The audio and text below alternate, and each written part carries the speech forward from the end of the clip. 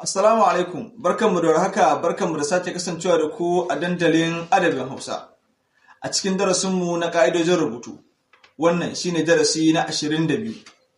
Idan wannan ne farkon zuwanka wannan shafi, za mu so ka danna mana subscribe sannan ka danna alamar ƙararrawa domin samun sabbin shirye-shiryenmu da zarar mun ɗora.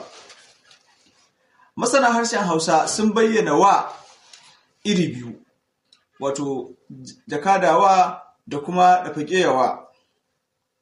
Jakadawa ita ce wadda take zuwa bayan aiki a cikin jumla, kuma kalmar da ke biyo bayanta ita ce kalmar suna. Misali,